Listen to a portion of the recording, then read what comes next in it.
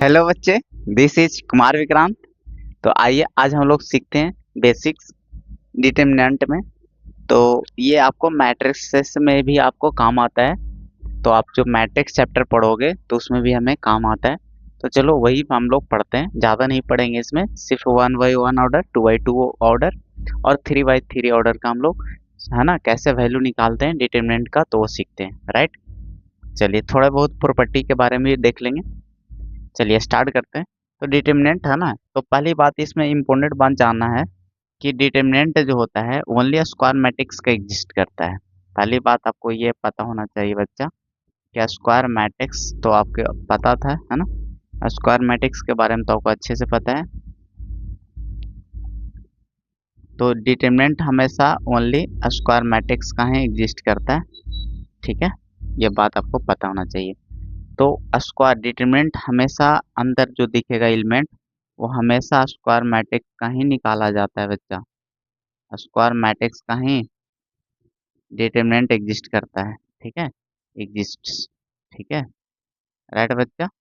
तो डिटरमिनेंट जो होता है ओनली स्क्वायर मैट्रिक्स का ही, है ना, एग्जिस्ट करता है। ये आपको नोट वाली पॉइंट है, राइट। इसका मतलब एग्जांपल दे दो सर हमें, है ना। तो इसका मतलब ये हो गया कि सर ये एग्जिस्ट नहीं करेगा अगर ऐसा रह गया डिटरमिनेंट, है ना, अगर ऐसा एलिमेंट रह गया। इसका ऑर्डर है 2 by 3, राइट, 2 रो और 3 कॉलम। तो ये क्या एग्जिस्ट नहीं करेगा, बिल्कुल नहीं करेगा। ये डज नॉट एग्जिस्ट, है ना, इसका वैल्यू नहीं निकाल सकते, ये दुनिया से बाहर है, राइट बच्चा। कहीं से भी कोई दिक्कत नहीं है। चलो देखना, आगे देखना। अब इसका मतलब कैसा कैसा डिफाइंड होगा, तो सर ऐसा एक एलिमेंट का 1 by 1 ऑर्डर एग्जिस्ट करेगा, बिल्कुल करेगा। और कौन एग्जिस्ट कर सकता है ऐसा, है ना, 2 by 2 ऑर्डर, यह सब एग्जिस्ट करेगा, बिल्कुल करेगा, राइट। चलो आगे देखते हैं फिर। तो हम लोग पढ़ने वाले हैं कि कैसे निकालते हैं। तो हम लोग देखते हैं डिटरमिनेंट, है ना, डिटरमिनेंट हम लोग देखने वाले हैं बच्चा। डिटरमिनेंट ऑफ, है ना, ऑर्डर 1 by 1, राइट।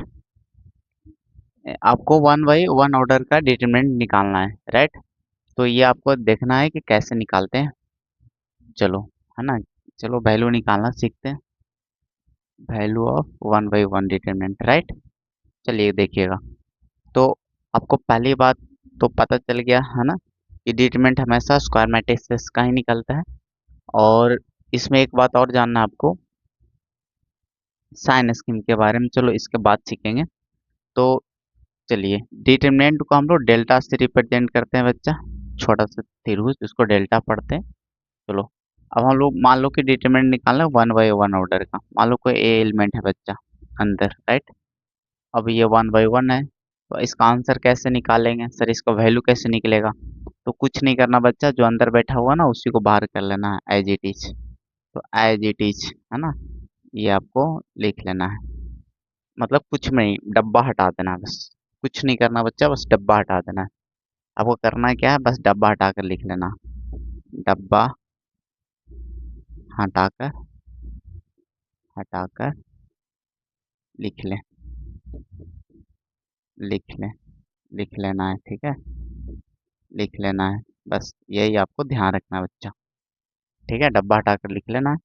चलो, इसका मतलब सर अगर ऐसा रह गया, डिटरमिनेंट 2 है ना, और ये 1 by 1 ऑर्डर का है। डिटरमिनेंट अगर इसका वैल्यू निकालना तो ओनली 2 हो जाएगा।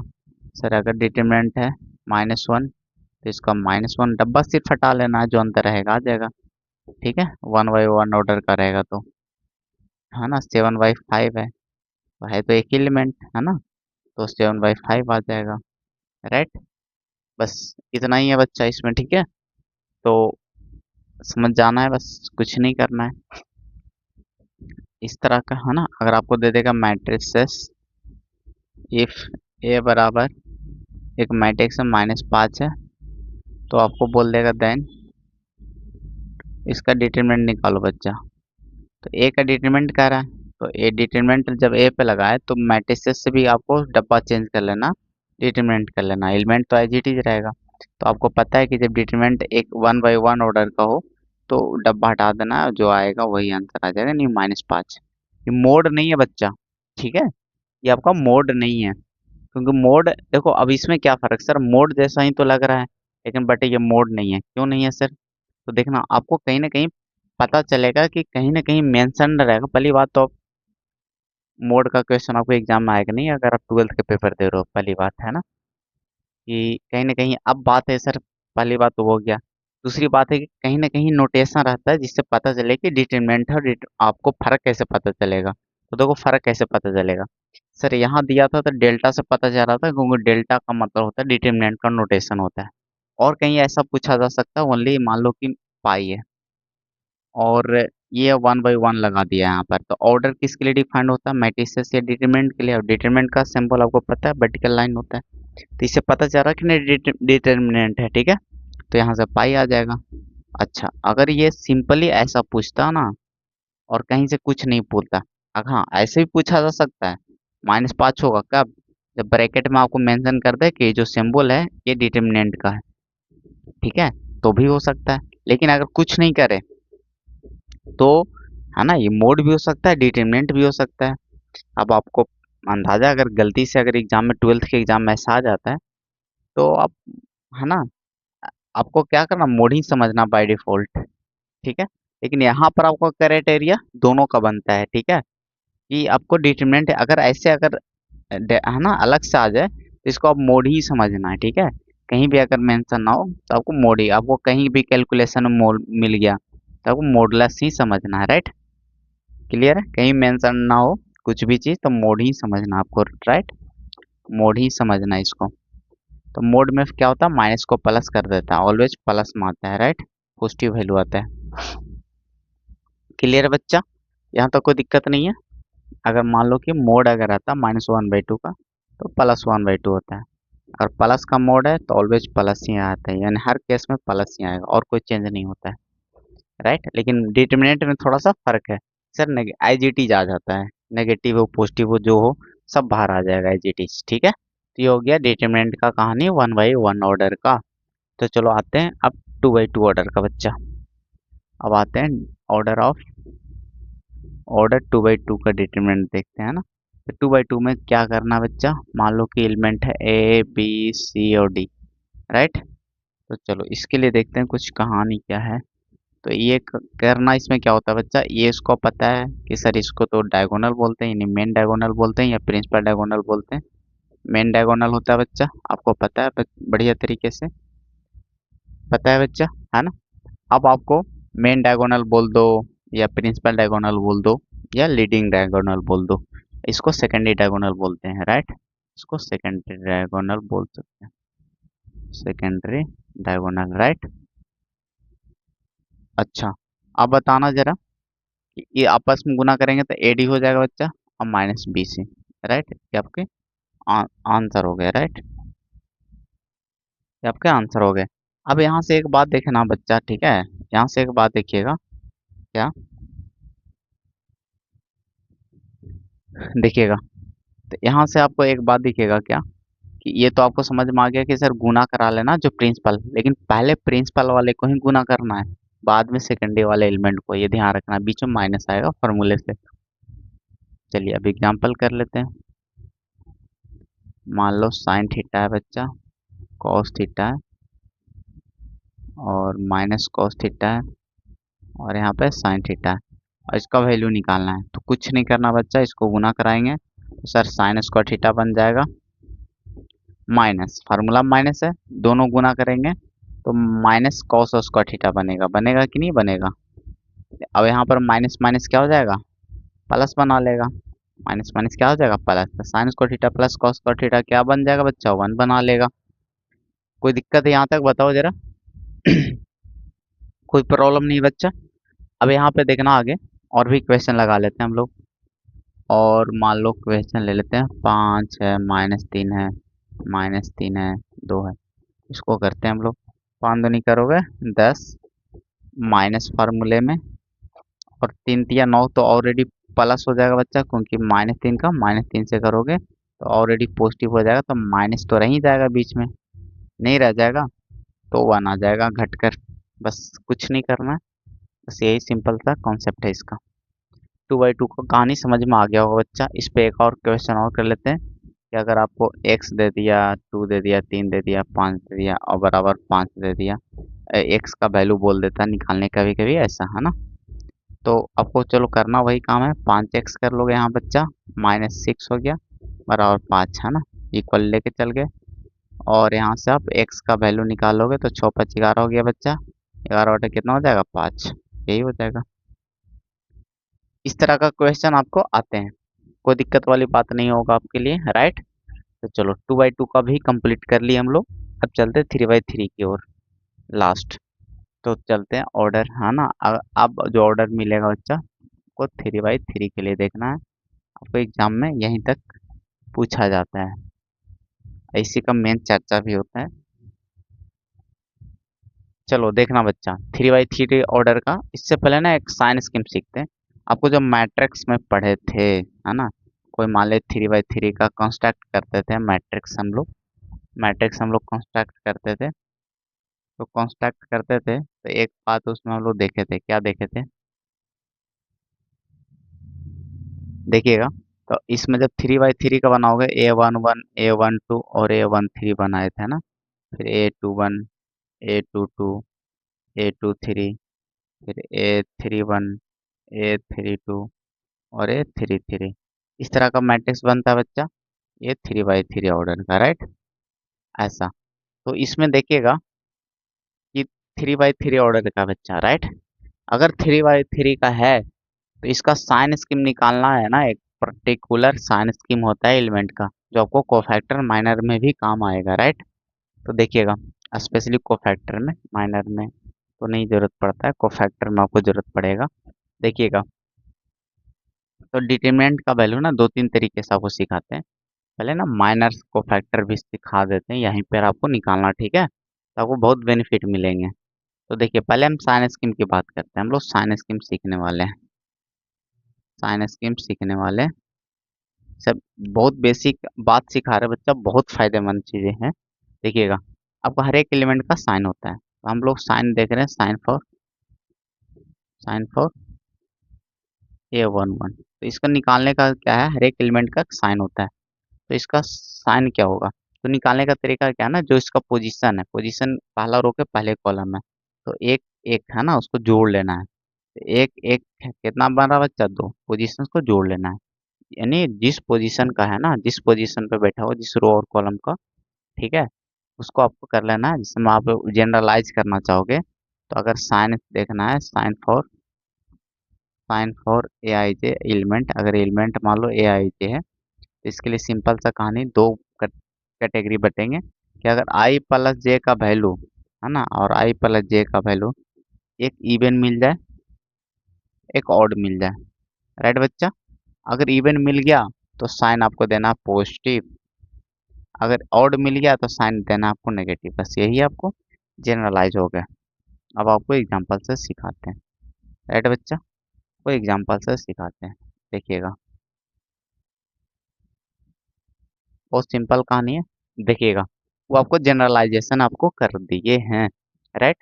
अगर कोई भी एलिमेंट है तो पोजीशन देखना, यानी इसका मतलब हम सर ये का मतलब देखना किस रो किस कॉलम में है बैठा हुआ, है ना, उसको जोड़ कर लेना, पोजीशंस तक ऐड कर लेना। अगर इवन नंबर आया तो पॉजिटिव, अगर है ना ऑड नंबर आया तो नेगेटिव, राइट। चलिएगा यहाँ पे क्लियर है। तो देखना, यहाँ से बहुत लोग ऐसे भी निकालते हैं, इसका फार्मूला ऐसे भी बना लेते हैं लोग, इस सर साइन स्कीम ऐसे भी कर लेते हैं, इसका वैल्यू है ना ओवरऑल ऐसे भी कर लेते हैं इसका। दूसरे तरीके से अगर इवन ऑड कॉन्सेप्ट नहीं याद रखना है, तो एक और में आप लिख लीजिएगा कि अगर इसका साइन देखना है, साइन फॉर अगर ए आई जे के लिए, तो आपको डायरेक्ट निकाल सकते हो कि प्लस आएगा माइनस आएगा, तो उसके लिए देखना है। तो ये साइन किसका हो जाएगा, साइन ऑफ, जो इसका साइन आएगा -1 का पावर आई प्लस जे, जो इसका साइन आएगा वही कहानी इसका रहेगा, राइट।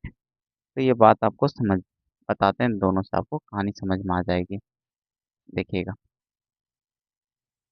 आपको हम आपको दोनों से करके बताते हैं, कहानी समझ में आ जाएगा अच्छे तरीके से। देखिएगा बाबू, देखना, है ना। आपको हम दोनों तरीके से सिखाते हैं, पहले इवन ऑड वाला देख लो, ठीक है। देखिएगा, तो आपको टू आ गया, है ना। अब आपको देखना है, चलो ए वन टू का निकालना है साइन, ठीक है। तो आपको सर वन और टू का जोड़ लेते हैं, तीन आ रहा है, यानी ये आ रहा था बच्चा इवन, यानी सम संख्या, और ये ऑड आ रहा था यानी विषम संख्या। तो साइन आपको समझ में आ रहा है। सर इसका मतलब क्या बन जाएगा, पॉजिटिव बन रहा था इवन के केस में, ऑड के केस में क्या बनेगा, नेगेटिव साइन बनेगा, राइट।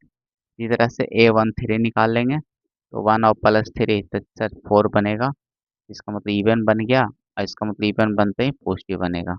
तो इसी तरह से सबका साइन निकलेगा, तो ओवरऑल है ना, हम लोग बोल सकते हैं कि सर थ्री बाई थ्री का जो बनेगा साइन, क्या बनेगा, प्लस आ रहा था टू, इवन है ना, तो ना निकला है ना, प्लस है ना, माइनस प्लस, इस तरह से दो एक तीन माइनस आएगा, चार पॉजिटिव आ जाएगा। इस तरह से सबका निकाल लेना बच्चा, कुछ इस तरह से मिलेगा, ठीक है।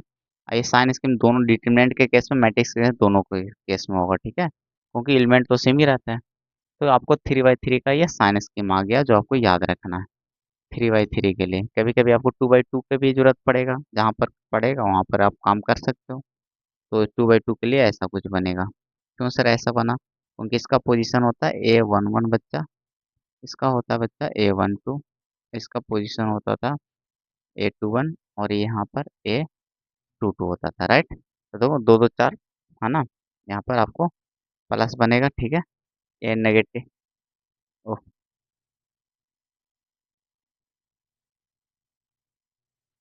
माइनस प्लस बनेगा, राइट बच्चा, क्योंकि यहाँ पर आपको बनता था ए टू वन, और यहाँ पर आपको बनता था ए टू टू, राइट बच्चा। तो कोई दिक्कत वाली बात नहीं है। डायगोनल में हमेशा ही पॉजिटिव बनेगा बच्चा, उसका रीजन आपको पता है पहले से, है ना, क्योंकि वहाँ पर सेम रहता है, सेम है ना, चाहे ऑड रहे ये भी रहे, ऑड ऑड भी जुड़ेगा तो इवन बना देगा। क्योंकि यहाँ पर आपको पता है ना, डायगोनल मेन डायगोनल में आई बराबर जे होता है बच्चा, है ना, हमेशा। तो अगर दोनों ही ऑड रहा तो भी जुटने के बाद इवन बनाएगा, दोनों इवन रहा तो भी जुटने के बाद इवन ही बनाएगा, तो डायगोनल में हमेशा पॉजिटिव रहेगा, राइट। क्लियर बात है। चलो ठीक है, याद रखने का तरीका क्या है सर, आपको थ्री बाई थ्री में तो दोनों डायगोनल प्लस होंगे, बाकी नेगेटिव। इसमें टू बाई टू में तो सिर्फ प्रिंसिपल डायगोनल पॉजिटिव, बाकी नेगेटिव, ऐसे याद रख सकते हो, ठीक है। चलिए, यहाँ तक क्लियर है बच्चा। अब इसको उसको साइन स्कीम निकालना सीखे सर, ये क्या मामला है, साइन ऑफ जो इसका साइन होगा वही है ना, तो देखो वही बात है कि मान लो कि ए टू वन का निकालना है, तो आपको क्या बोले कि जो इसका साइन आएगा, इसको कैलकुलेट करके जो आएगा साइन वही साइन आएगा, तो माइनस वन का पार कर लेना, तो फिक्स है, आई प्लस जे चेंज होगा, यानी आई का वैल्यू ये है बच्चा और जे का वैल्यू ये है, यानी दोनों को जोड़ लेना है। तो देखना माइनस वन का पावर कितना बन गया बच्चा, तीन, तो माइनस अगर माइनस वन का पावर ऑड रहा तो हमेशा नेगेटिव देगा, माइनस वन ही होता है, आपको पता है ना, इन तीन बार गुणा करोगे तो माइनस वन ही मिलेगा, तो मतलब नेगेटिव मिल गया। साइन स्कीम में क्या मिल गया, नेगेटिव। तो साइन स्कीम में इसका साइन क्या मिला, नेगेटिव, राइट। तो ये कुछ है नहीं, मामला तो फिर वहीं पर आ गया, देखो ना, आपको बस घुमा फिरा दिया है, देखो ना मामला वहीं पर है बच्चा, कि अगर आई, अब बताओ ये माइनस या प्लस वन कब बनेगा, अगर ऊपर वाला विषम रहेगा तो ऑलवेज माइनस वन बनाएगा, अगर ऊपर वाला सम आएगा तो ऑलवेज प्लस वन बना देगा। तो मैटर किस चीज़ का, आई प्लस जे का है कि सर अगर इसका मतलब हम यहाँ से दो कैटेगरी, यहाँ से बात वही है कि सर एक बार इवन अगर आई प्लस जे का मिला तो प्लस वन मिल जाएगा, इसका प्लस वन बताओ कब मिलेगा, और माइनस वन कब मिलेगा, ये हमेशा कब मिलेगा, जब आई प्लस जे का वैल्यू इवन रहेगा, है ना। और ये कब मिलेगा, आई प्लस जे का वैल्यू ऑड रहेगा, तो फिक्स हो गया फिर, है ना। तो मामला फिर वहीं पर आ गया ना, देखो तो, है कि नहीं है। तो ये फार्मूले आपको है ना कहीं काम आएंगे, बताएंगे, ठीक है। तो ओवरऑल कनेक्शन दोनों को वही है, राइट। क्लियर है यहाँ तक। तो चलते हैं बच्चा, साइन स्कीम आपका क्लियर है, तो आगे चलते हैं फिर, देखिएगा। तो अब पहले माइनर कोफैक्टर की बात कर लेते हैं, फिर डिटरमिनेंट की बात करेंगे, देखिएगा। थ्री बाई थ्री का पहले ना आपको एक क्वेश्चन लेते हैं, माइनर कोफैक्टर आपको सिखाते हैं। तो चलो आपको डिटरमिनेंट, या देखो आपको माइनर कोफैक्टर जो डिफाइंड होता है बच्चा, वो होता है, पहले बात थोड़ा सा बता देते हैं। माइनर को किसी एलिमेंट के लिए होता है, तो ये डिटरमिनेंट से भी पूछा जा सकता है और मैट्रिसेस में भी पूछा जा सकता है, क्योंकि एलिमेंट के लिए डिफाइंड होता है। माइनर ऑफ एन एलिमेंट, ये किसी एलिमेंट के लिए डिफाइंड होता है बच्चा। तो आपको ये मैट्रिसेस में भी पूछा जा सकता है और डिटरमिनेंट में भी। अब वो एलिमेंट मान लो तो ए आई जे कर लेते हैं, ठीक है। इसका रिप्रेजेंटेशन क्या होगा? तो ये माइनर का मतलब कैपिटल एम और आई जे जिस पोजीशन के लिए पूछा गया है वही रहेगा, ठीक है। तो माइनर का कैपिटल एम में रिप्रेजेंटेशन होता है बच्चा। क्लियर ये बात? तो ये सिंपल सी कहानी है माइनर का। माइनर का रिप्रेजेंटेशन समझ में आ गया? चलिएगा, ठीक है। अब इसको निकालते कैसे वो देखते हैं, होता क्या है। पहली बात जान लेते हैं कि सर ये होता है एक तरह का डिटरमिनेंट, वैल्यू ऑफ डिटरमिनेंट ही होता है, यानी एक तरह का डिटरमिनेंट ही होता है। तो एक तरह का ये डिटरमिनेंट होता है, डिटरमिनेंट है ना। ऑप्टेंड जो ऑप्टेंड होता है, ऑप्टेंड होता है deleting, deleting i th row, i th row and jth column. Right है बच्चा? देखिएगा, आपको कहना क्या चाह रहा है ये? कहना ये चाह रहा है कि सर पहली बात है कि डिटरमिनेंट होता है, ये डिटरमिनेंट होता है, एक तरह का डिटरमिनेंट होता है जो आई थ्रो और जे कॉलम का है, नहीं ये वाला जो पोजीशन का पूछ रहा है, उसको डिलीट करके जो डिटरमिनेंट बनेगा उसी का वैल्यू होता है। जैसे मान लो कि एक क्वेश्चन देते हैं, मान लो कि एक डिटरमिनेंट है, या कहीं से पूछा पूछा जा सकता है मैट्रिसेस में या डिटरमिनेंट में। चलो कहीं से भी ले लेते हैं, 3 है, 5 है, 6 है, 7 है। राइट है बच्चा? और आपको इसमें से पूछ दे रहा है, चलो मैट्रिक्स में ही कर लेते हैं बात, कहीं से भी ले लो कोई दिक्कत वाली बात नहीं, चलो मैट्रिक्स है। और इसमें आपसे पूछ लिया कि बताओ कि माइनर बताओ, M21 का पूछ दिया, तो आपको इसका मतलब बताओ किसका माइनर पूछा जा रहा है, किस एलिमेंट का। ओ इनडायरेक्टली किसका पूछा जा रहा है बताओ। 21 पोजीशन पे कौन है, ये बैठा हुआ दूसरा रो के पहले कॉलम में, यानी ओवरऑल हम बोल सकते हैं कि माइनर ऑफ 6 पूछा जा रहा है। इसका माइनर पूछा जा रहा है बच्चा, एम फॉर माइनर 21 पोजीशन का एलिमेंट, मतलब माइनर 6 का पूछा जा रहा है। उसको ऐसे भी बोल सकते हो 6 का, है ना। 6 के जगह पर बताओ किसका वैल्यू है, A21 का वैल्यू है कि नहीं, बताओ। इसका करस्पॉन्डिंग स्मॉल लेटर ए में होगा, इसका मतलब एक, है ना। 21 का वैल्यू कितना बच्चा 6, यानी ऐसे भी बोला जा सकता था बच्चा कि माइनर बताओ, minor of, minor of A21।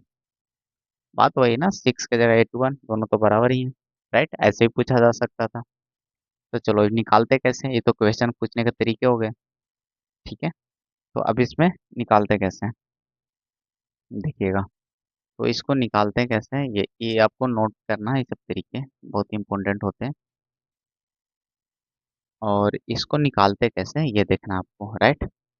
चलिएगा, अब आपको निकालने का तरीका ये होता है बच्चा कि पहली बात है सर आपने तो बताया डिटरमिनेंट होता है, चलो डिटरमिनेंट कर लिए। अब निकाल करना क्या सर, डिलीट करना होता है जिस पोजीशन का पूछ रहा है, कि जो रो में है उसको उड़ा देना है, जो रो है उसको डिलीट कर देना है, ठीक है। डिलीट कर देना है, तो 6 जिस रो में सर उसको उड़ा दो आप। आपने बोला उड़ा देने का तो उड़ा देने का, चलो इसको आप उड़ा दो। सर जो कॉलम है उसको भी उड़ा दो, पहला कॉलम उड़ा दे, सेकंड रो उड़ाना है, ठीक है। देखो सेकंड रो पहले रो उड़ा दिए, और पहला कॉलम उड़ा दी। जो बच्चा उसका, है ना, डिटरमिनेंट लेना, बच्चा दो और उसका डिटरमिनेंट कर लिया। तो 1 बाई 1 ऑर्डर का मिल गया बच्चा डिटरमिनेंट, और 1 बाई 1 ऑर्डर आपको अच्छे से पता है कि सर कैसे सोल्व करते हैं। IGTs बाहर कर लेते हैं एलिमेंट को, वही आंसर आ गया, ये आपको माइनर मिल गया। कुछ नहीं है, कुछ नहीं है। चलो 7 के लिए, तो मान लो कि चलो 7 है 5 के लिए कर ले, तो 1 2 के लिए, 1 2 आपको पता ना कि ये 5 के लिए बोला जा रहा है। तो 5 जिस रो कॉलम में कटेगा, ये कटेगा कटेगा 6 आ जाएगा। 6 का डिटरमिनेंट तो आपको पता ना 1 बाई 1 ऑर्डर का आएगा तो IGT आ जाएगा। तो अगर डायरेक्ट करना चाहते हो तो फिर इसमें डिटरमिनेंट ना लो, क्योंकि आपको पता है कि सर सिंगल अगर 2 बाई 2 का अगर मैट्रिसेस है तो हमेशा 1 बाई 1 ऑर्डर में कट के आएगा। तो आप डायरेक्ट भी लिख सकते हो, ठीक है, जो आएगा वही लिख दो। तो चलो इसमें थोड़ा सा 3 बाई 3 का कर लेते हैं एग्जाम्पल, उसके बाद आपको अच्छे से आ जाएंगे समझ में। राइट बच्चा? देखना, अगर मान लो कि आपको मैट्रिसेस आपको ऐसे 3 बाई 3 में देते हैं, 1 2 3 4 5 6 7 8 9। राइट बच्चा? और आपको ये 3/3 है, 3/3 का है, राइट। तो अगर यहाँ से आपको निकालना चाहते हो आपको माइनर, तो चलो आपको माइनर मान लेते हैं कि सर हमें 2 3 का निकाल कर बताओ। आपको पता है किस एलिमेंट का पूछ रहा है, माइनर पूछा जा रहा है, आपको ऐसे भी स्टेटमेंट लिख के पूछा जा सकता, माइनर बताओ किसका, 6 का। 2 3 वही है ना। तो 6 का माइनर पूछ रहा था, जिसमें 6 बैठा हुआ उसको उड़ा देंगे। तो सर 6 में बैठा हुआ है ना, जहाँ पे 6 बैठा हुआ उसका रो और कॉलम उड़ जाएगा, है ना, क्योंकि पोजीशन वाइज उड़ाते हैं, ठीक है। इसका जो कॉल रो और कॉलम डिलीट करते हैं ना, जिस एलिमेंट का पूछा जा रहा है उसको रो और कॉलम डिलीट करते हैं। तो 6 का जो रो कॉलम है ना, दूसरा रो है तीसरा कॉलम, ठीक है, उड़ा दिए।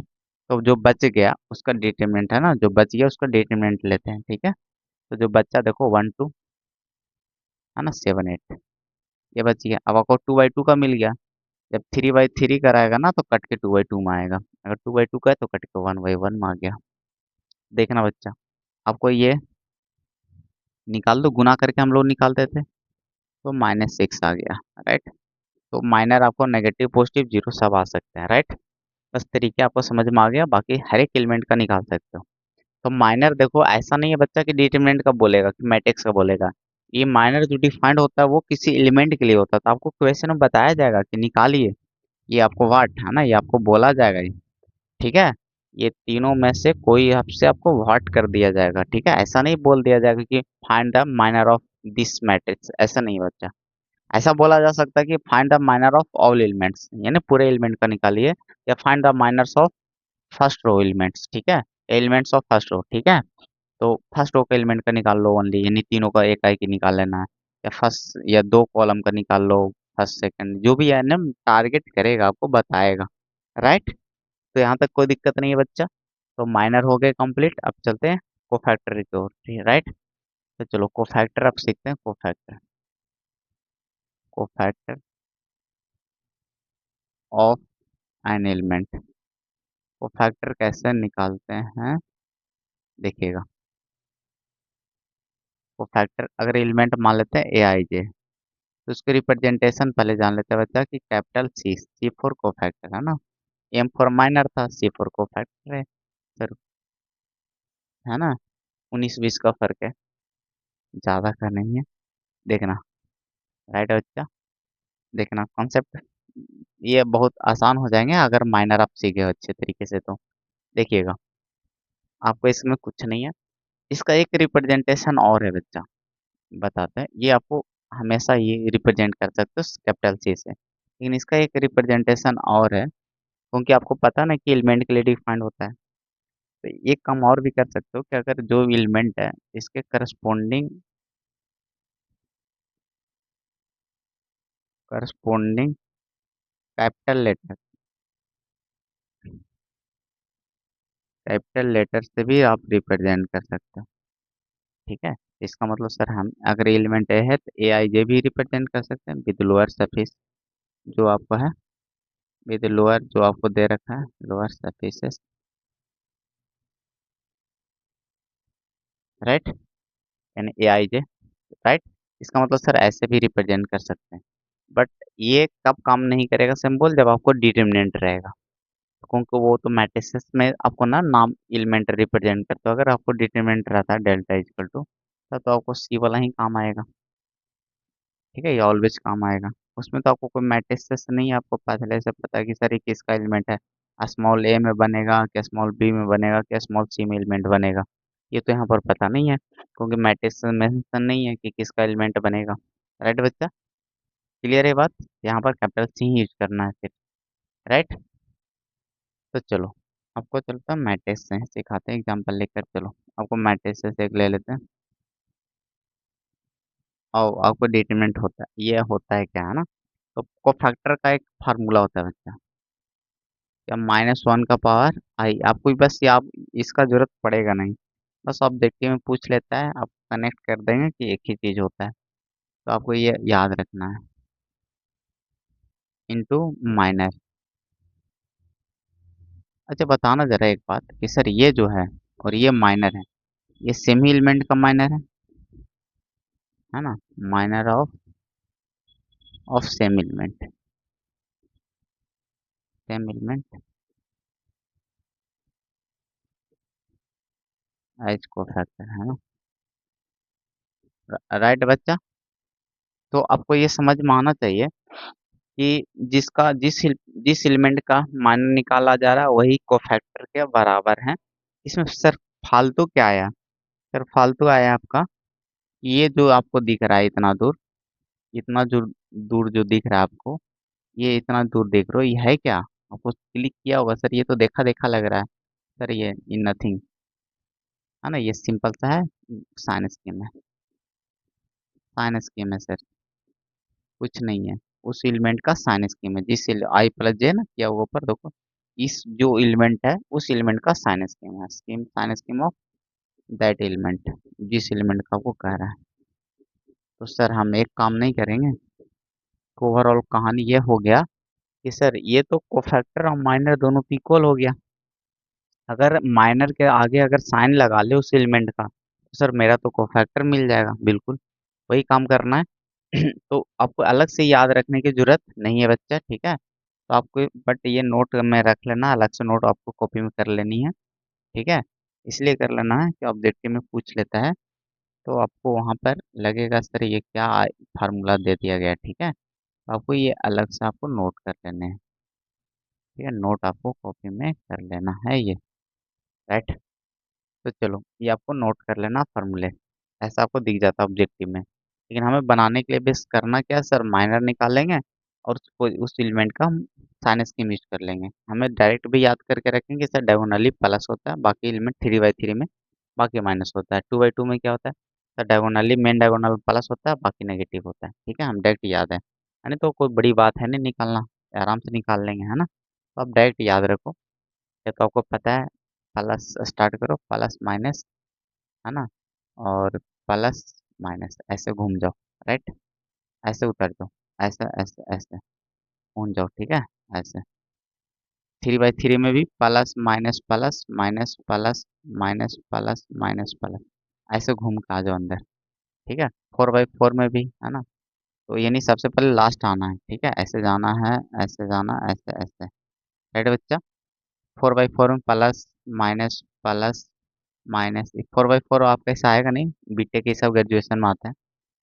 प्लस माइनस है ना, फिर plus minus plus minus plus minus plus minus plus minus, oh ज़्यादा नीचे हो गया, minus plus minus plus minus plus minus, check भी कर सकते हो कि आपका सही होगा, है ना। उनको फिक्स हो जाता है, क्योंकि फिक्स पोजीशन रहता है। अब जैसे मैं रैंडम उठा लो, इसका पोजीशन कितना बच्चा, थर्ड रो में लाई कर रहा है, थर्ड रो है और सेकंड कॉलम है, 3 2 5 नेगेटिव बनना ही चाहिए। तो मान इसका रैंडम उठाओ, सेकंड रो का थर्ड कॉलम है, सेकंड रो का थर्ड कॉलम है, जोड़ो 5 आ रहा माइनस आ रहा है, सही आ रहा है। तो ये तरीका आपसे याद रखते हो तो साइन स्कीम में कहीं भी गड़बड़ नहीं होगा। ऊपर से आके नीचे आ जाना, फिर घूम जाना, ठीक है, याद रख सकते हो इस तरह से। अल्टरनेट प्लस से स्टार्ट करो और घूम जाओ, ठीक है। बहुत सारे तरीके हैं मेरे पास, टेंशन मत लेना, देखना बच्चा, ठीक है। बस याद रखना, ठीक है। फिर से साइन स्कीम लिख दे रहे हैं 2/2 के लिए, sir plus minus plus minus, 3/3 के लिए plus minus plus minus plus minus plus minus plus, right, याद रखना है 2/2 का और ये 3/3 का, चलिए डायरेक्ट याद कर लेना बच्चा, ठीक है। तो आपको करना बस क्या सर, तो मजे मजे हो गए। तो आपको करना क्या है सर, माइनर के आगे क्या लगा लेना है ना, साइन स्कीम लगा लेना है, ठीक है। तो सर साइन स्कीम में तो दो ही पॉसिबिलिटी बनता है, साइन स्कीम में सर दो ही पॉसिबिलिटी बनता है सर, या तो प्लस में आएगा या तो माइनस में आएगा। तो सर यहाँ से हम यही फार्मूला से ना दो केस बना सकते हैं। सर इसका मतलब ये हो गया सर CIJ बराबर, इसका मतलब हम डायरेक्ट अगर ये वाला साइन स्कीम को हम लिखें तो हम कह सकते हैं सर आई जो है डायरेक्ट ये इसके कोफैक्टर के बराबर हो सकते हैं, कब, जब आई प्लस जे कब होगा, जब प्लस में कब मिलेगा, जब इसका इवन मिलेगा, यानी साइन दोनों का जोड़ प्लस आएगा, इवन आएगा तभी तो प्लस में लिखोगे, यानी ओवरऑल ये प्लस बन जाएगा। तो आगे प्लस लिखो या ना लिखो, इसका मतलब साइन स्कीम क्या बन जाएगा बाबू, प्लस। तो प्लस लिखो या ना लिखो कोई फर्क नहीं पड़ेगा। सर एक बन सकता है सर, माइनस बन सकता है कब, जब ऑड होगा, है ना, ऑड होगा, यानी आई प्लस जे का वैल्यू क्या होगा, ऑड होगा। तो आपको साइन स्कीम ही तो लगाना है, माइनस लगा देंगे आगे। तो यहाँ से पता चला सर, यहाँ से एक बात हमें समझ आ रहा है कि सर कभी कभी ना माइनर को फैक्टर का वैल्यू बराबर हो सकता है, जब है ना यानी अगर दोनों का न्यूमेरिकल वैल्यू तो सेम ही रहेगा। यहाँ से ही पता चला कि सर वैल्यू में कोई फर्क नहीं है ना। यानी माइनर वाला ही वैल्यू को है ना, देखो ना ये तो एग्जैक्टली सेम हो गया। इवन के केस में, ऑड के केस में भी अल्टर हो रहा है, लेकिन सिर्फ माइनस का फर्क है। इसका मतलब सर न्यूमेरिकल वैल्यू तो सेम है। हम बेसिक से लेके चल रहे हैं बच्चा आपको क्लैरिटी देने के लिए, ठीक है। तो आपको पता चल गया कि सर न्यूमेरिकल वैल्यू सेम है, यानी बहुत सारे मामले में आपको इवन के केस में एग्जैक्टली सेम है, अगर ऑड के केस में सिर्फ नेगेटिव का फर्क है। तो बस समझ में आ गया सर, साइन स्कीम लगा देना माइनर के साथ तो कोफैक्टर मिल जाएगा, और दोनों में कुछ ज़्यादा का फर्क नहीं है। चलो अब आते हैं हम लोग क्वेश्चन पे, वारी करते हैं। चलो बात है सर, ये तो कुछ नहीं है, फिर तो मजे मजे, हमको साइन स्कीम पता है और माइनर भी आता है निकालने, तो कोफैक्टर कुछ नहीं है फिर। चलो क्वेश्चन देते हैं, 1 2, चलो 2/2 से स्टार्ट करते हैं कहानी। क्वेश्चन दिए थे यहाँ पे, देखो है ना। चलो इसी क्वेश्चन को हम करते हैं पहले 2/2 का। देखना बच्चा, साइन स्कीम देखो बगल में लिखा हुआ है, ठीक है। ये देखो साइन स्कीम लिख दिए हैं बगल में, आपको याद है तो बढ़िया बात है। देखना याद रखना ही पड़ेगा, देखना। नहीं तो ये पुट उट करने की कोई जरूरत नहीं बच्चा, उतना बउआ वाला काम नहीं करना है। आपको याद रख लो डायरेक्ट, ठीक है, आपको याद रखना है बहुत सारे केस में, ठीक है। देखना, अब आपको करना क्या है कि आपको निकालना है, मान लो कि कोफैक्टर। चलो, तो कोफैक्टर है ना, इसके लिए मान लो कि आपको दिया, आपको बोल दिया कि चलो कोफैक्टर निकालो किसका, कोफैक्टर ऑफ 3 का निकालो। इसको दो तरीके से लिखा जा सकता है। 3 कहाँ पे बैठा हो, कोफैक्टर मतलब सी, किस पोजीशन क्या है सर, सेकंड रो और पहला कॉलम। पहले तो रो ही लिखा था, बाद में कॉलम, राइट। ये तो यहाँ पर मैट्रिक्स के केस में है, तो इसको तो ए किसका वैल्यू बच्चा, A21 का वैल्यू है कि नहीं है बताओ। इसका करस्पॉन्डिंग कैपिटल क्या होगा, A21 बनेगा, बनेगा कि नहीं बनेगा। ये 3 तरीके से पूछे जा सकते हैं, ये सब छोटी छोटी बात है, तो आपको केयरनेस बहुत जरूरी है, ठीक है। केयरनेस बहुत जरूरी है बच्चा। सब एक एक बात कॉपी में नोट करने हैं आपको, एक एक बात आपको कॉपी में नोट करने हैं, ठीक है, क्योंकि फुल्ली क्लैरिटी आपको दिए हैं, राइट। चलो एक एक बात नोट करना है, ये तीनों तरीके से पूछे जा सकते हैं। सर होता क्या है, तो ये भी आपको पता है कि सर माइनर का ही खेला, इसका मतलब ये भी तो डिटरमिनेंट ही निकालना है, हमें तो माइनर ही निकालना है। साइन स्कीम आगे पहले ही लगा के खड़ा कर देते हैं हम लोग। चलो इसका साइन स्कीम पता है, 2 1 3 आ रहा है, ये ऑड आ रहा है, इसका मतलब नेगेटिव बनेगा। है ना, तो पहले से आपको याद है सर, यहाँ इसके जगह पे कौन बैठा हुआ, नेगेटिव है, माइनस खड़ा कर दिया आगे। या तो आप निकाल लो, है ना, तो आपको याद है ना। तो आप देखो इसके जो पोजीशन पे सामने मैच कर लो, 4 आता तो प्लस आता, 3 के जगह पे माइनस है तो माइनस लगा लिया आगे। उसके बाद आपको पता है कि माइनर ही निकालना है, बाकी तो इसका काम हो गया कोफैक्टर का, बाकी तो जस्ट है ना, क्या है, माइनर ही। माइनर में होता है सर डिटरमिनेंट होता था, है ना। चलो डिटरमिनेंट करना है, तो बताना है कि 3 के लिए तो जिस रो में वो कटता था, जिस रो में ये कॉलम कट जाएगा, ये कट जाएगा, ये कट जाएगा, बचेगा 2। 2 का बस निकाल लेना डिटरमिनेंट, 1/1 ऑर्डर का तो आपका एज इट इज निकल जाता है डिटरमिनेंट से बाहर। और इसका वैल्यू की बात करें तो आपको पता ना एज इट इज बाहर आ जाएगा, तो ओवरऑल आंसर क्या हो गया बच्चा, -2 आंसर हो गया। तो 2/2 का तो कुछ है नहीं, बस कहानी गेम ओवर हो जाता है। चलो देखना बच्चा, अगर इसमें एक खास बात देखोगे बच्चा, इसमें खास बात देखोगे तो आपको ये पता चलेगा कि अगर इसका निकालो तो ये सामने वाला आ जा रहा है, देखो, है ना। बस इसका साइन स्कीम लगा लेना है जिसके लिए पूछा गया है। कभी कभी इसमें माइनस लगा देगा, तो ये मत सोचना माइनस लगा देना, इस जिसका निकाल रहा है उसके लिए देखना है, ठीक है। उसका साइन स्कीम लगाना है, इसके इसके कारण माइनस मत लगा देना उसका वाला। जिस एलिमेंट के लिए पूछा जा रहा है उसका पोजीशन का माइनस देखना है, राइट बच्चा। वो जो एलिमेंट रहेगा वो तो एज इट इज रहेगा, अगर -2 है तो -2 रहता है यहाँ पे, तो -2 आता है, माइनस माइनस प्लस हो जाता है, राइट। तो यहाँ पर देखना है, तो आपको ये देख रहे होगे कि सर कोफैक्टर में सामने वाला आ जाएंगे आंसर, ठीक है। तो बहुत ही आसान होंगे, 4 का निकालेंगे तो ये तो पॉजिटिव तो 1 आ जाएगा, 2 के लेंगे और -3 आ जाएगा, ये सामने वाला होगा और इसका पोजीशन देना है ना माइनस, इसके सामने वाला 4 आ जाएगा। तो आपको 2/2 में डायरेक्ट याद रखने में फायदे होते हैं थोड़े से, जल्दी जल्दी काम करने में, ठीक है। तो सामने सामने वाला हो जाता है, राइट। अब आपको माइनर होता तो एग्जैक्टली सेम हो जाता है ना, लेकिन को फैक्टर है तो साइन स्कीम लगा के चलना है, ठीक है। कुछ मामले में है ना सेम होंगे एग्जैक्टली, बाकी जहाँ पे माइनस वहाँ पे लगता रहेगा। चलिएगा देखिएगा, अब हम लोग चलते हैं 3/3 का। आपको एक एग्जांपल ले लेते हैं।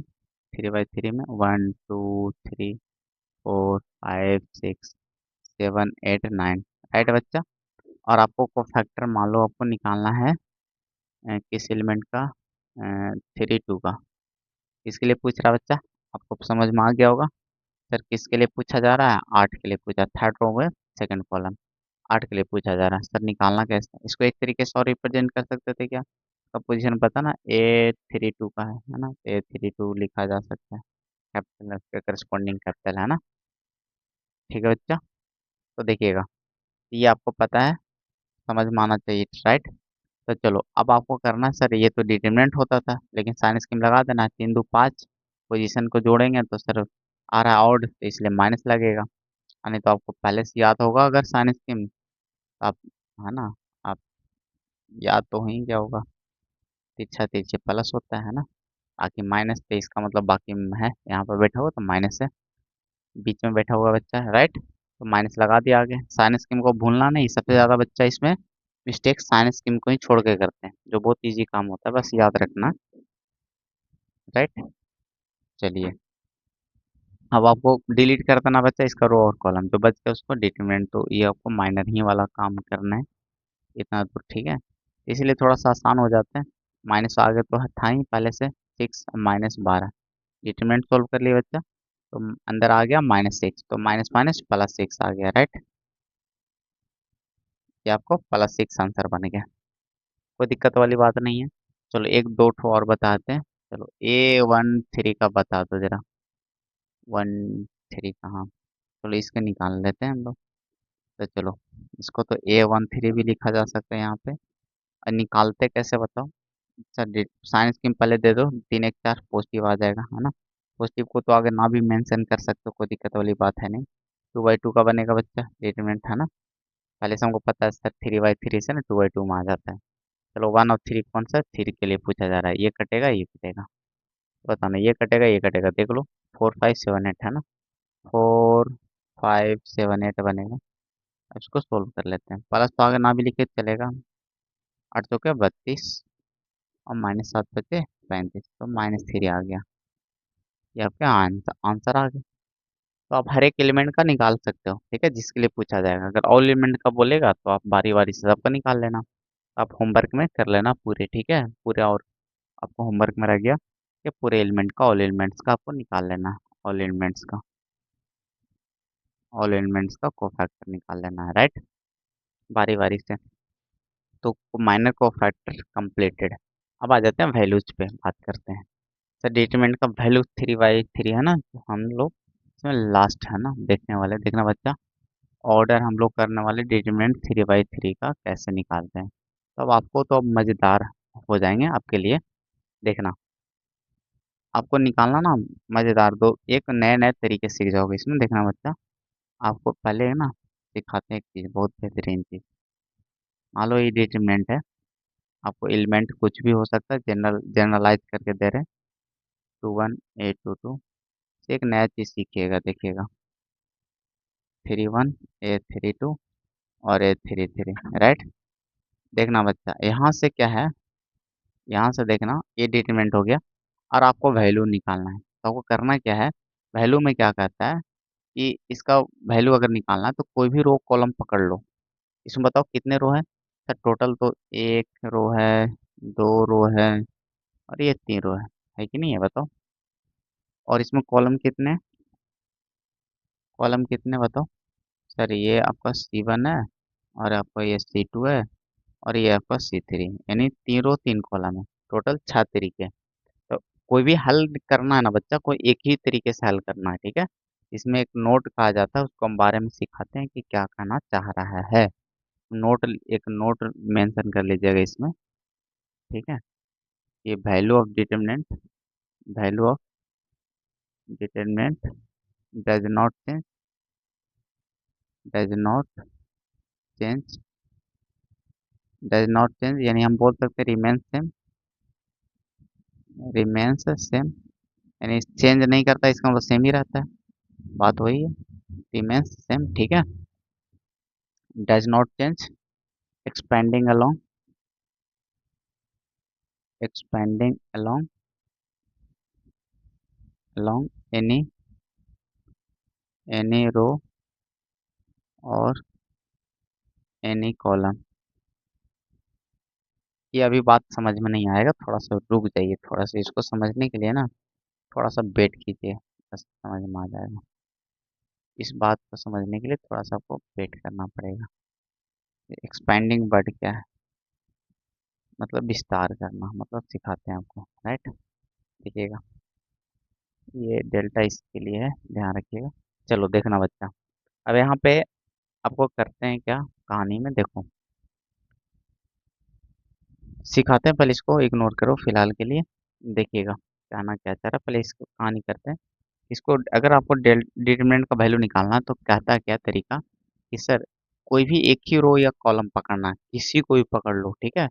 कोई भी एक रो कॉलम, तो चलो हम अपना मर्जी के हिसाब से डिसाइड करेंगे। चलो हम पहले आपको 6 तरीके, आपको 3x3 है ना, आपको कोई भी चाहे 4x4 है तो उसमें कितना बनेगा, 4 कॉलम बनेगा, 4 है ना रो बनेंगे, तो 8 तरीके हो जाएंगे।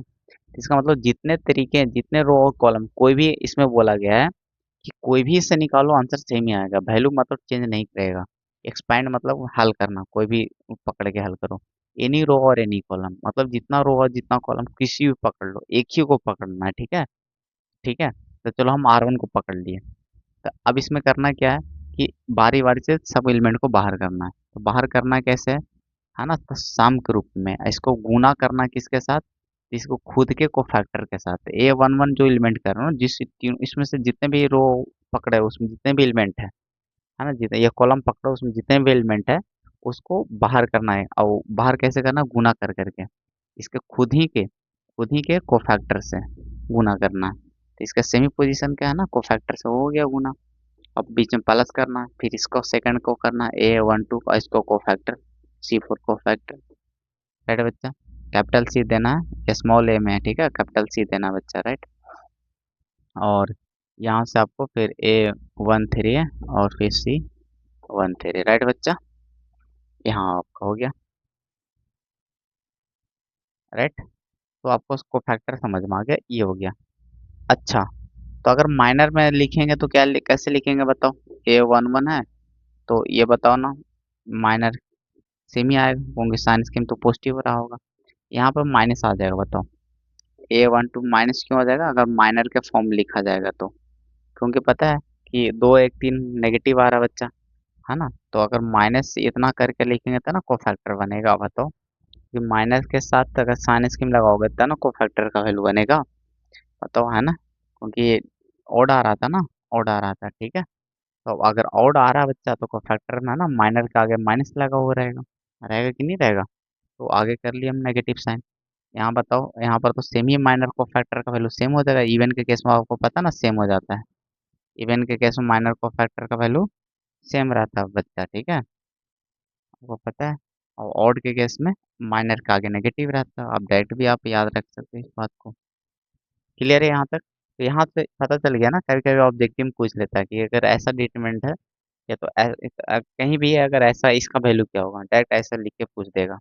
तो वो देखना है कि पता चला कि जिस है ना, अब वो 3/3 का अगर डिटरमिनेंट है, अगर ऐसा दे दिया तो वो पता चल रहा है ना, कि जिस एलिमेंट का है उसी की पोजीशन से गुना करा है, कोफैक्टर से गुना किया गया है। तो उसका सम क्या देता है, उसका सम वैल्यू देता है, कि उसका वैल्यू, उसका सम क्या देता है, ये जो वैल्यू देगा वैल्यू ऑफ डिटरमिनेंट मिलता है, वैल्यू ऑफ डिटरमिनेंट मिलता है ना, उस डिटरमिनेंट का वैल्यू मिल जाता है इससे, ठीक है, माइनर के फॉर्म में कोफैक्टर के फॉर्म में, राइट बच्चा। तो अगर इसको थोड़ा सा और डिटेल करें, अगर इसका एक्सपेंडिंग फॉर्म में लिखेंगे तो A11 तो है ही बच्चा, माइनर को निकालते कैसे, अगर इसको A1 का वैल्यू निकालते तो ये इसके लिए बात हो रहा था बच्चा, ये कटता कटता डिटरमिनेंट देता माइनर, ये कटता कटता तो क्या बचता, A22 और A23, और क्या बचता A32 और A33, ये ना बचता।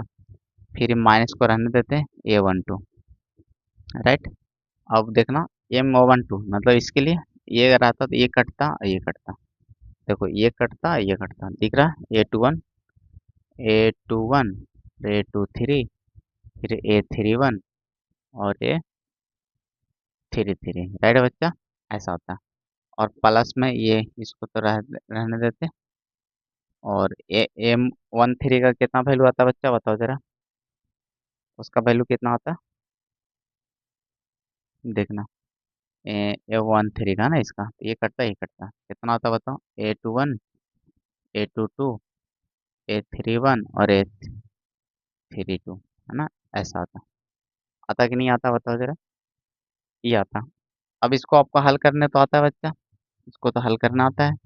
इस थोड़ा सा और स्टेप बढ़ा सकते थे यहाँ से, सर इसको गुना करते तो 2 आता, और A33 मिलता माइनस A32 और A23, राइट बच्चा, माइनस A12 A21 और A33 माइनस A31 और A23, राइट, और प्लस, है ना, और प्लस है बच्चा A13 और A21 और A32 माइनस A31 और A22, राइट। ये आपस में गुना करके अब घटा लेते हैं, राइट बच्चा, सब में सही कर लेते हैं। तो ये तो आपको, है ना, थ्योरी हो गया। अब ये बात आपको समझ में आ गया होगा, जो अब डायरेक्ट हम लोग बच्चे लोग करते हैं ना, क्या डायरेक्ट अगर को फैक्टर माइनर का वैल्यू पता है तो डायरेक्ट चिपका सकते ही है, अगर नहीं पता तो फिर तो ये स्टेप अपनाना पड़ेगा, थर्ड वाला स्टेप, ये वाला, इस स्टेप से चलना पड़ेगा, क्योंकि हमें माइनर तो निकालना ही पड़ेगा ना। ये तो को फैक्टर निकालना तो आसानी की बात वही है, तो यही स्टेप को, इसी को तरीके को ना बोलते हैं एक्सपेंड करना। ये इसको, इस बात को लिख दें, अगर ये स्टेप को लिख रहे हो डायरेक्ट, इसको बोलते हैं एक्सपेंड कर रहे हैं हम लोग, क्या हल कर रहे हैं, विस्तार कर रहे हैं, एक्सपेंडिंग अलोंग। अब किसके अलोंग किए हैं बताओ, ये जो तीनों एलिमेंट आप निकाले हो, पकड़े हो, ठीक है, वो बताओ, पहला रो का है, तो इसको लिखते हैं expanding along first row, first row, ठीक है, फर्स्ट रो को आप R1 भी लिख सकते हो बताओ, ठीक है, इसके जगह आप R1 भी लिख सकते हो। तो यही होता है, ये जो स्टेप लिखा गया ना, ये जो लाइन लिखा गया, तो इसको हम बोलते हैं कि एक्सपैंड करें, विस्तार करें, किसके लॉन्ग, तो R1 के लॉन्ग। अगर आप R2 को तीनों एलिमेंट निकालते हैं तो बोलते हैं उसके लॉन्ग विस्तार कर रहे हैं। तो इसमें एक और प्रॉपर्टी, बहुत खतरनाक प्रॉपर्टी होता है, जो आपको पता होना चाहिए, जो पूछ देता है ऑब्जेक्टिव में, ठीक है, इसमें देखना, बहुत इंपॉर्टेंट प्रॉपर्टी है BVI, जो आपको मेंशन कर लेना है जरूर, देखिएगा। बताना बच्चा, अगर आपको बता रहे हैं को एक पर्टिकुलर रो के एलिमेंट को पकड़ा गया, जैसे मान लो कि इसमें हम लेते हैं R2 का एलिमेंट है, ये सब है बच्चा, है ना, R2 का एलिमेंट है, वो दिख भी रहा होगा सर, बिल्कुल है R2 का एलिमेंट, ठीक है, सेकंड रो का एलिमेंट है बच्चा। लेकिन इसके जो गुना करवाएगा ना माइनर या कोफैक्टर से, ठीक है, चलो कोफैक्टर से, लेकिन इसको करस्पोंडिंग वाला कराएगा, इसका संगत, मतलब इसका सामने वाला, इनका पैरेलल वाला, और इसका सामने वाला देखो ऐसे, चलो थर्ड हो, इसका सामने वाला ऊपर वाला हो सकता है या नीचे हो सकता है, यही ना हो सकता है, इसके सामने क्या ना हो सकता है बच्चा, ऊपर या नीचे हो सकता है, तो चलो थर्ड रो नीचे वाला मान लेते हैं। थर्ड रो के ना कोफैक्टर से गुना करा दिया गया, इसके सामने वाला कोफैक्टर, मतलब 3 1 से गुना करा दिया गया, और सी था ना, थर्ड रो था ना, 3 2, और सी 3 3 से करा दिया गया, ठीक है, समझ में आ गया बच्चा, 3 1 3 2, है ना, और 3 3 से करा दिया गया, अब सबको जोड़, इसका अगर वैल्यू पूछ दिया जाए ना तो जीरो होगा, इस बात को आपको याद रखना है, प्रॉपर्टी है बच्चा, ये भी आप लाइन को मेंशन कर लेना है इसके अकॉर्डिंग, राइट बच्चा। तो इसका ये क्या कहना चाह रहा है, ये इसको स्टेटमेंट में भी कैसा पूछ, कभी कभी स्टेटमेंट पूछ देता है, ठीक है, कि है ना, ये क्या है बताओ ना, क्या है, सम ऑफ प्रोडक्ट ऑफ, है ना, अ पर्टिकुलर रो या पर्टिकुलर कॉलम, है ना, with its with its cofactor, ठीक है, तो इसका क्या होता है, वो क्या देता है, वैल्यू ऑफ डिटरमिनेंट देता है, और इसमें क्या है बताओ, है ना, सम ऑफ, है ना, product of of elements of a particular row और कॉलम, है ना, विद है ना, करस्पॉन्डिंग, है ना, corresponding cofactor, elements of cofactor, right बच्चा, ठीक है, तो जो करस्पॉन्डिंग एलिमेंट है उसके कोफैक्टर से गुना करा दी है, तो उसका सम क्या होगा, जीरो होगा, करस्पॉन्डिंग ध्यान रखिएगा, तो सामने वाले से।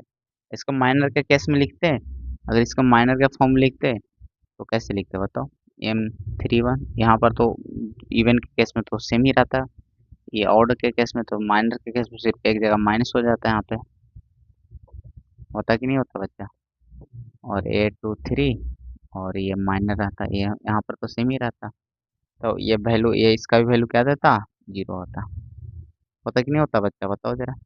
तो ये बहुत ही इंपॉर्टेंट प्रॉपर्टी है जो स्टेटमेंट के फॉर्म में भी पूछ लेता है। अगर करस्पॉन्डिंग वाले एलिमेंट के कोफैक्टर से गुना हुआ तो जीरो, अगर सेमी के पोजीशन के अगर है ना गुना करके जोड़ दिया तो वैल्यू देता है डिटरमिनेंट का। तो आपको समझ में आ गया होगा, तो आप निकालना सीखते, तो वही कहना चाह रहा था ये। तो एक्सपेंडिंग अगर कोई भी रो कॉलम से करेंगे, हम R1 से किया तो बच्चा R2 से भी करेगा तो आंसर सेम ही आएगा, जो हमको प्रूफ करके आपको सिखाते हैं। चलो अब सिखाते हैं आपको प्रूफ करके। चलो एक हम मान लेते हैं, क्वेश्चन लेते हैं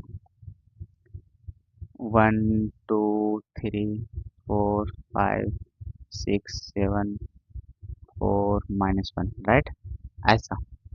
और आपको डिटरमिनेंट निकालना है, देखना सब आपको सिखाते हैं। चलो हम इसको आपको डिटरमिनेंट दे दिया, आपको एक्स निकालना वैल्यू। चलो आपको पर्सनली हम बोल दिए, पर्टिकुलर बोल दिए कि एक्सपेंडिंग करो, एक्सपेंडिंग अलो। हम तो किसी से आज़ाद हैं, चलो हम R1 से ही बता रहे हैं निकाल के पहले 1 में, ठीक है। फिर आपको R2 से भी बताएंगे निकाल के, फिर पता चलेगा सर वैल्यू सेम ही आया है ना। चलो चलो देखना, अब इसको निकालते हैं। निकालने के लिए करना क्या, आपको पता है कि डिटरमिनेंट का ही वैल्यू आएगा। अब चलो R1 से निकालना, तो एक है कि साइन स्कीम आपको पता है बच्चा इसका, है ना। साइन स्कीम के साथ डायरेक्ट बाहर निकाल सकते हो, है ना। तो देखिएगा, तो 1 निकलेगा तो इसका साइन स्कीम, है ना, प्लस वन माइनस के, सॉरी सॉरी, तो आपको साइन स्कीम के साथ निकालना है, राइट। साइन स्कीम में प्लस से स्टार्ट करते हैं हम लोग, क्योंकि आपको पता ना इसका पोजीशन 1 1 है। तो चलो यहाँ पे, चलिए निकालिएगा, 1 निकला, ठीक है, ये कटेगा कटेगा, 5 6 4 1 -1 मिलेगा, ठीक है। फिर 2 निकलेगा माइनस के साथ, राइट है बच्चा। तो ये कटेगा कटेगा, है ना, काट देना है, ठीक है, क्योंकि साइन दे रहे हो, है ना। देखो यहाँ पर तो 4 6, ठीक है, कट जाएगा तो 7 और -1 बचेगा, राइट। और +3, यहाँ पे ये कटेगा कटेगा, 4 5 7 4, राइट बच्चा।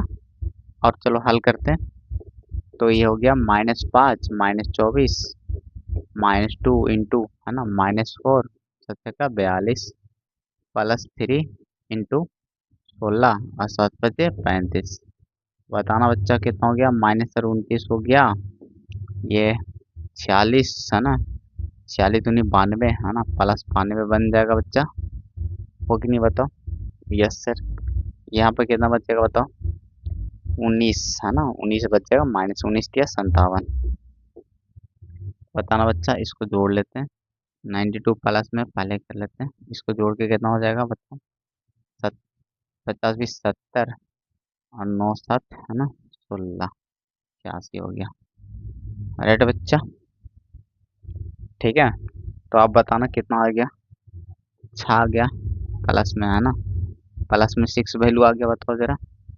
तो प्लस में 6 आ गया। अब आपको सिखाते हैं यही क्वेश्चन को, सेमी क्वेश्चन को आपको हम, चलो कॉलम वाइज है, आपको R2 से भी निकालते तो भी सेम ही आता वैल्यू, R3 से भी निकालते तो भी सेम ही आता। अब घर से होमवर्क के रूप में रह गया आपका कि आपको एक्सपेंड करके आना है, किससे, R2 से, R3 से, C1 से, C2 से, ठीक है, ये करके आना है। C3 से हम सिखा देते हैं।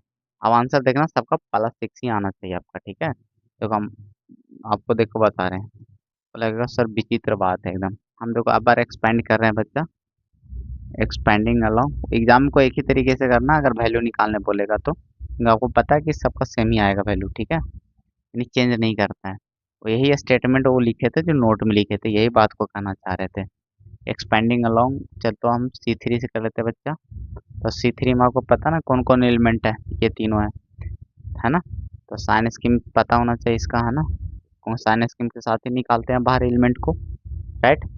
तो C3 वाले एलिमेंट को, अब C3 वाला से सिर्फ हमको मतलब रहेगा प्लस में 3 निकलेगा, ठीक है। तो प्लस में ना भी लिखो वो दिक्कत नहीं, डायरेक्ट 3 लिख लो, राइट। अभी कटता है, जहाँ से निकला उसका रो और कॉलम डिलीट कर दो, जिस रो में बैठा हो जिस कॉलम डिलीट कर दो, 4 5, है ना, 4 5 7 4। आपको समझ में आ रहा होगा सर, एक तरह का, है ना, साइन स्कीम दे रहे हैं, इसका मतलब कोफैक्टर सबका गुना हो रहा है ना, उसी एलिमेंट के साथ, क्योंकि एलिमेंट भी तो रख रहे हैं और उसका कोफैक्टर से गुना हो रहा है एक्चुअली, तो हम पीछे समझाए थे आपको, राइट। तो देखना, इसमें ध्यान रखना कि उस एलिमेंट को भी रखना है यहाँ पे, ठीक है, एलिमेंट को बाहर निकाल के गुना में, है ना। अब यहाँ पे 6 निकलेगा बच्चा माइनस के साथ, और है ना, इसको डिलीट कर दो उस रो ऑफ कॉलम को, ठीक है। 1274 बच जाएगा, राइट। और फिर बच जाएगा प्लस के साथ निकालना बच्चा -1 को, है ना, एलिमेंट था -1, ठीक है। तो चलो अब कट जाएगा ये 1245 बचेगा, राइट बच्चा। अब हल कर लो, 3 × 16 -7 बचे 35, -6 × 4 -14 और माइनस ये तो माइनस हो जाएगा, ओवरऑल 5 -4 × 2 = 8।